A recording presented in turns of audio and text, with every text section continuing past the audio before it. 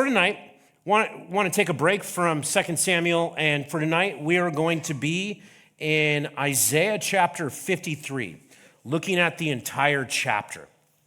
Excited. Easter weekend. For years, we used to do a Good Friday service. Sometimes we did it on our own.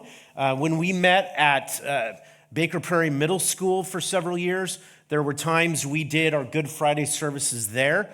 We actually had a big cross that we made one year for a Good Friday service. And then, it was beaten up and bare looking. And then on Easter, it was back out and it was decorated and beautiful looking. And it was kind of cool because with the principal who was there at the time, she loved the fact that we had a cross and that we had it hidden in one of their closets. And she just loved it. She'd go open up that big closet at the school, and there was a big cross right there. And, kind of cool. We did it there. We did Good Friday services together several different times with other churches in town, and that was great. I enjoy doing Good Friday services, but because we're doing multiple weekend services, we didn't want to burn our team out. So we're taking tonight to look at Good Friday and kind of what happened with Good Friday, even the night before with the Passover meal. So does it feel weird at all that we're doing sort of Passover and talking Good Friday on a Wednesday night? Does that feel weird at all to you? Today, somebody sent me a video about the Shroud of Turin, right? And all this new evidence about it. And I started listening to it. And right off the bat, the gentleman with the PhD that was talking in this interview said, yeah, Jesus Christ was crucified. I can tell you exactly when. It was on Friday in AD 33. Jesus Christ was crucified on Friday in AD 33. And the pastor interviewing was like, wow, that's so incredible that you know the exact date. And he said, yeah, it was Friday AD 33.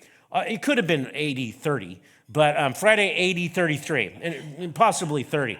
And I was looking at the screen and I said, or possibly 31 or 34. And that's true.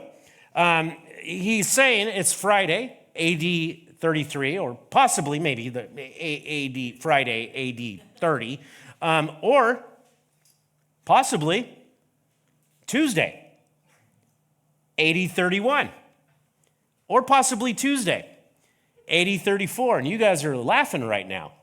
You might see it around you on some pages that are on some of the chairs around you. Those are actually theories that are going on. And you look at it, and that sounds funny, but, when was Jesus Christ crucified? Well, we know when Jesus Christ rose from the dead, right? What day did he rise from the dead? First day of the week. It was on a Sunday. It was the day after the Sabbath. But you look at some different things, and Jesus said that he would be in the grave for how long? 3 days and 3 nights is what he said. I will give you the sign of Jonah. 3 days and 3 nights. Let's count them. If he was crucified on a Friday at 3 p.m., and then we have Saturday, and then Sunday he rose, how many nights is that? 2. And is it full 3 days? So you get into this thing that's like, wait, what's going on here with this? That doesn't seem like 3 full days. And the way it's usually explained is this, that, there's 2 ways to count days. We tend to count them exclusively, but you can also count days inclusively. So you just count them as Friday, Saturday, Sunday. And it doesn't have to be full days and full nights. They can be partials. And you can count that way. We do that in our own culture, and in Jewish culture at the time, they definitely did that. And that fits with some of the Gospels, but not all of the Gospels. And so you look at it, there's this idea that the way that the different holidays fall, it could have actually been at another time, because sometimes you have days like today. What is today? April Fool's. It's Wednesday. It's also Passover, which is really interesting that the Passover happens to fall on a Wednesday. It did that in AD 31, and in AD 34. And so when Jesus had a Passover meal, it would have been on a different day than those other years. And there's some things that are said in the scripture about there being a high Sabbath, not just a normal Sabbath, but a high Sabbath. And so when you look at, it's not most scholars, but some scholars will say that Jesus was actually arrested on a Tuesday, crucified on a Wednesday. And remember, they had to break the legs of the thieves on the cross to kill them, to get them dead and off the cross before sundown, because when does the actual Passover start? Well, in a few minutes here. When the sun goes down, that's when it would start. And so then you look at that and you calculate it out, because their days start at sundown, not at sunrise. And you start to be able to play it out where you get 3 full days and 3 full nights. And it's like, wow, which is it? Was Jesus resurrected on a Sunday? Yes, they all agree with that. But when was he crucified? On Friday, AD 33, or maybe it was 30. Tuesday, AD 31, or maybe it was 34. And some of you are like, this is really confusing. And I say to that, amen. Yes, it is. There's so much confusion about this stuff. And I'm saying this because we get caught up in it so often. Whether you believe it was 33 or 30 or 34 or 31, all of the views agree with this. Jesus Christ died, 1 Corinthians 15:3. Jesus Christ was buried, 1 Corinthians 15:4, and Jesus Christ rose from the dead, 1 Corinthians 15:4 as well. And Paul says this is the gospel. That's the gospel right there, that Jesus Christ died, he was buried, and he rose from the dead. Last week, a friend of mine by the name of Joe reminded me of something that one of my favorite pastors says, that the main things are the plain things, and the plain things are the main things. And so it's really not about the exact date that Jesus Christ died on the cross. Think about that. If it was about that, don't you think one of the 4 Gospels would have recorded it? It's about the fact that he died, that he was buried, and he rose again. Incredible when you look at that. Incredible. We're going to study a little bit more out of Isaiah 53, because here's the amazing thing. We have 4 Gospels, Matthew, Mark, Luke, and John. They're in the New Testament. But some people say, like John MacArthur's one, that there's actually 5 Gospels. 5 Gospels. And the 5th Gospel is actually the first Gospel. And where do you find it? In the Old Testament, in Isaiah chapter 53. As we look through it, we're going to break it into 4 different parts. And the words that, for me, that I have assigned to the 4 parts. In verses 1 to 3, the word rejected. Verses 4 to 6, the word substituted. Verses 7 to 9, the word dead. And verses 10 through 12, victorious. This is what Isaiah chapter 53 says. Verse 1. Who has believed what he has heard from us? And to whom has the arm of the Lord been revealed? For he grew up before him like a young plant, and like a root out of dry ground. He had no form or majesty that we should look at him, and no beauty that we should desire him. He was despised and rejected by men, a man of sorrows and acquainted with grief. And as one from whom men hide their faces, he was despised, and we esteemed him not. As we look at this, words from the prophet Isaiah, written 500 years before the time of Christ. 500 years before the time of Christ. And what we're going to see is he explains exactly the gospel of Jesus Christ. the death, burial, and resurrection and says, why? Why Christ died on the cross. As we start it, though, we see that Jesus is rejected. Specifically, it says he was despised and rejected by men. He's like one that men turn their face from. They don't want to look at him. There's something in common about every movie or TV show that's ever been made about Jesus. Jesus is really good looking. In every single one. They want an actor who is good looking. Why? Because we tend to follow people that are good looking, all right? And usually tall as well, right? And that sounds funny, but did you know that the vast majority of CEOs in the world are over 6 feet tall? The vast majority of them. They'll just say, if you are under 6 feet tall, you're going to probably not ever become a CEO of a company. Isn't that interesting? Something within us that we get drawn to. We even look at it, say, with the Apostle Paul.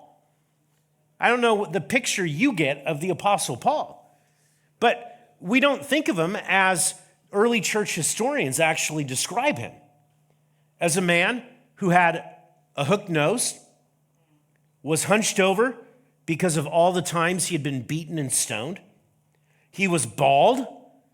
Did he have a unibrow? I want to say that, or maybe that was Bert from Bert and Ernie. I don't remember. But you look at it, just hooked nose, hunched over, bald, and he would cackle when he laughed.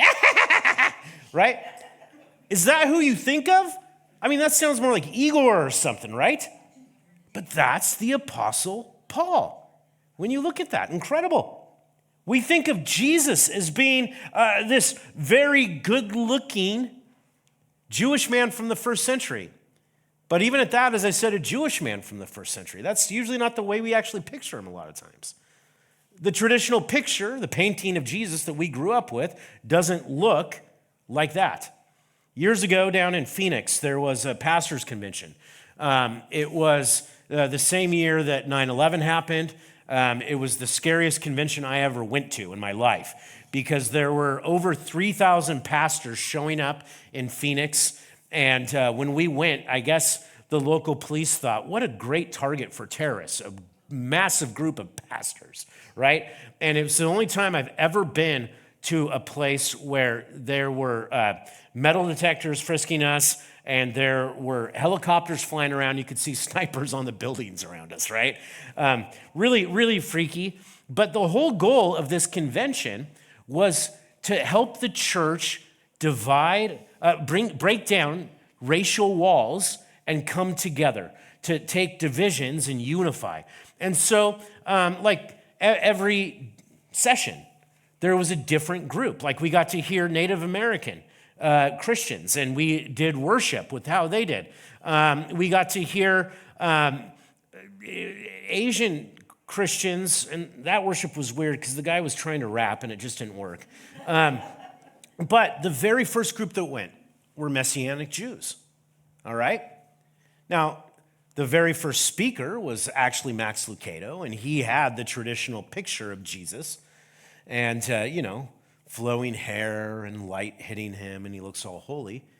But right after Max Lucado went, a Messianic Jewish pastor and rabbi got up, and he pointed at it, and he said, "What is this?" He's like, "King of the Jews? I don't think so. That's King of the Vikings right there, right?" And that's the reality. Our picture that we get of Jesus is not this. He was despised. He's like a root that grows up in the middle of nowhere in dry ground in the desert. A root that when you're walking around through the desert, sticking out, and what do? You trip over it. You trip over it. There's no majesty about his form. People don't want to even look at him. That's how he is described here. Have you ever been somewhere when you had little kids and you have to say, "Stop staring, stop staring, stop staring"? Like that.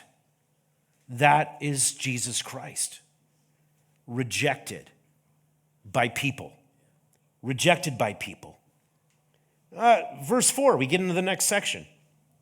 Surely he has borne our griefs and carried our sorrows, yet we esteemed him stricken, smitten by God, and afflicted.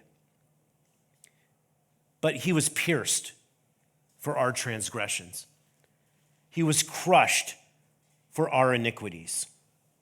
Upon him was the chastisement that brought us peace, and with his wounds we are healed. All we like sheep have gone astray. We have turned away, every one to his own way, and the Lord has laid on him the iniquity of us all. Scary when you look at that.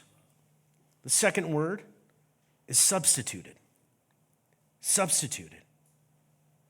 What an incredible statement here, that he was pierced for our transgressions, crushed for our iniquities. When we think of words in the Bible and we think of something that is broken or dysfunctional and wrong, the usual word we apply to it is sin. Sin. And, sin in its original form was an archery term. It meant to miss the mark, to miss the mark. And it's very descriptive. Years ago, we went out shooting with our men's ministry. And a whole bunch of guys, we went out and had a barbecue. We went out to someone's home out in the country, and there were lots of guns, and we were shooting together. Kind of funny, that was back during COVID when that was taking place, and we were down at Canby Grove, and it's the only time that we actually got censored when we were from YouTube. And the only thing we could figure out is because I was making announcements that we were going to go out shooting together, and they censored us for that. But this is what we discovered. All kinds of targets up and down this hill, different ranges, and some guys could hit the target. That was really good. Most guys, not really. Most of those bullets ended up in the dirt, in the hillside, in a tree, in a neighbor, things like that, right? That's just the reality of it. And you'd look at it, and some guys, they would shoot, and man, were they off. I mean, we're talking feet off target. Like, wow, okay, stay away from that guy, right? Stay away. Other guys, they were off by just that much. It would just fly right past, right over, right under the target, right? But guess what? They both missed the target. The one who's this far off might compare themselves to the one who's 10 feet off and get prideful and be like, well, at least I'm not as bad as that guy. But the reality is they both missed the target. And that's sin. It means to miss the mark, an archery term. And what does it say? Every one of us has missed the mark. Every one of us. It like levels the playing field. This room, man, you're a good-looking bunch of sinners. Right? But that's the reality. In this text, though, there's two other words the Old Testament uses to describe sin in different ways. Sin tends to be this way: our relationship with God when we break faith with him. But then there's the word transgression. He was pierced for our transgressions. And that word in Hebrew has the connotation of two people breaking contract with each other, doing something this direction that hurts the other. So you look at it. While sin might cover this direction, Transgression covers this direction. He was pierced for our transgressions. Every one of us has not only sinned against the righteousness and holiness of our Creator, but we've also transgressed against each other, said things, done things that are wrong. Every single one of us, again, levels the playing field. He was crushed for our iniquities. That word there in Hebrew has some different implications, but the word kind of is describing the weight of our sin and transgression. It means to be weighted down, to be crooked. It's sometimes translated crooked. To be twisted, all twisted and knotted up. And you can think of it this way. When we sin against God, transgress against other people, we gain iniquity. There's a weight to all of it. And the more sin, the more weight, until pretty soon we become crooked, twisted, hunched over by all of it. That's why after Cain killed Abel, and God says, "You're cursed, I'm sending you out," he responds, "This iniquity is more than I can bear. The weight of my sin is crushing me down. I can't bear the weight of all this, that I just killed my brother and now I'm being cast out from my family and from your people. This iniquity is more than I can bear." We're created in the image of God. That's what it says. Let us create man in our own image. But because of our sin, our transgression, that weight of it makes us twisted and hunched over images, not upright, no longer upright or righteous. And those words in here, he was crushed by the weight of whose iniquity? Ours, yours, and mine. And it's by that punishment that we now have peace. Next section, verse 7. He was oppressed and he was afflicted, yet he opened not his mouth. Like a lamb that is led to the slaughter, and like a sheep that before its shears is silent, so he opened not his mouth. Just for a second, every time I read that passage, it makes me think of that old song, "He could have called 10,000 angels." Can you imagine that? I just look at that and it just makes me think of movies where you see a whole army standing there and their commander saying, "Hold, hold." And can you imagine the commanders in heaven with all of the angels just like, "Say the word, say the word, say the word," right? And they're having to say, "Hold." And he never gave the word. He could have called 10,000 angels. By oppression and judgment he was taken away. And for his generation, who considered that he was cut off out of the land of the living, stricken for the transgressions of my people. And they made his grave with the wicked and with a rich man in his death, although he had done no violence, and there was no deceit in his mouth. Remember, Pilate could not find anything wrong. The only reason why Pilate had him crucified is because of the pressure of the religious leaders in Jerusalem. Pilate kept saying, "I find no fault with this man. He's innocent. He hasn't done anything." He hasn't done anything. And yet, he was sent to the grave. You ever wonder what happened to the thieves that were on either side? Where did they go after they died? And I'm not saying like one to heaven, one to hell. I mean, like, where did their bodies go? Well, what they would do is take the bodies and go outside to an area outside of Jerusalem where there was a dump, and that dump had a name. It was called Gehenna. Gehenna. And that's what Jesus talked about in his teachings as hell being like.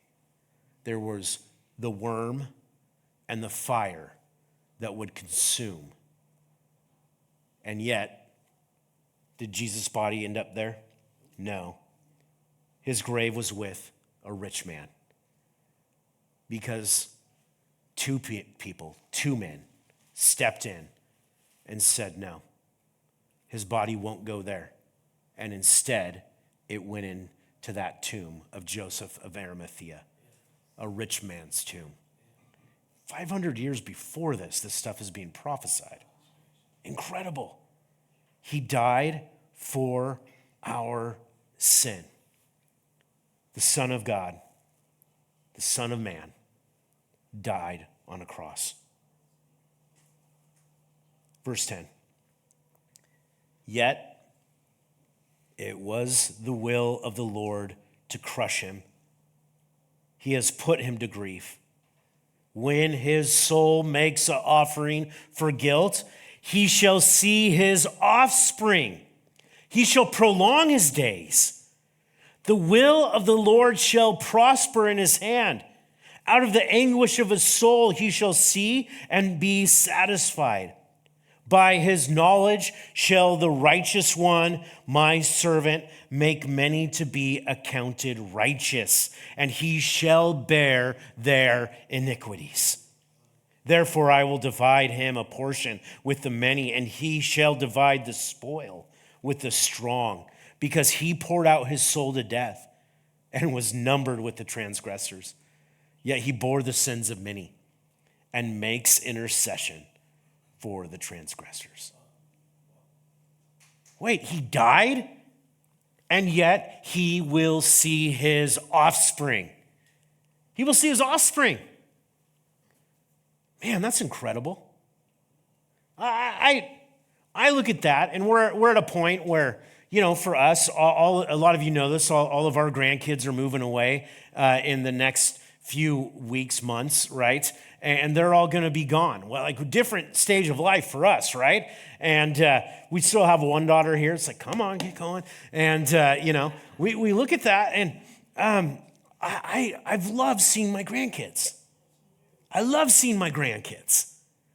We're already trying to plan trips to Arizona to visit grandkids and trying to get this worked out. I look at it and I would love to see the day that my grandkids graduate from high school. I'd love to see the day they graduate from college or trade school or I don't know, work at a car wash. I would love to see the day that they get married. I'd love to be there and see my great grandkids. But I don't know if I will. Wouldn't it be incredible to see your great-great-grandkids? I look at our church here. Love this church. Just 2 weeks ago was our 18-year anniversary for this church. Incredible. And I love seeing what the Lord's doing. I pray for and I talk about someday having a bigger sanctuary and more classrooms for kids and a bigger spot for people to hear the gospel. And I'm like, Lord, I'd love to be able to see it, but I don't know if I will. Jesus died, and yet he rose again, and he got to see his offspring. And what are we here today? His offspring, because of what he did on the cross. He bore my iniquity. He bore your iniquity. And through that, we are saved. That's the gospel right there. That's why Paul says in 1 Corinthians 15, the gospel is this, that Jesus Christ rose, that he was buried, and he rose again on the third day, and he appeared to many, and then starts listing them out. Praise be to God. Can I hear an amen to that? Amen. We're going to end tonight a little bit differently, similar to what we normally do, but different. You might notice that there are 2 tables up front with elements of communion, and there's 1 table in back with elements of communion. We're going to, in just a minute, sing one last song. And rather than passing communion tonight, anytime during this last song, I want to encourage you, if you want to receive communion, to get up and go to one of those stations and take communion. This is the way we used to do it when we had more space, and I always have loved doing it. I want to encourage you, you can take it individually. If you are here tonight with your spouse, take it with your spouse. If you're here tonight as a family, take it as a family. If you're here and you're like, hey, these people over here, they're not my blood family, but they're my family. Take it together while this last song is going. And I want to invite our ladies up to sing. But the other thing we're going to do is do a little bit of a responsive reading tonight. This is 1 Corinthians chapter 11, verses 23 through 26. I'm going to read, and then you get to read. Okay, let me clarify that. Where it says leader, that's my part. Okay? Congregation is your part. 1 Corinthians 11, starting at 23. For I received from the Lord what I also delivered to you, that the Lord Jesus, on the night when he was betrayed, took bread. And when he had given thanks, he broke it and said, "This is my body, which is for you. Do this in remembrance of me." In the same way, also he took the cup after supper, saying, "This cup is the new covenant in my blood. Do this as often as you drink it in remembrance of me." For, as all together, for as often as we eat this bread and drink the cup, we proclaim the Lord's death until he comes.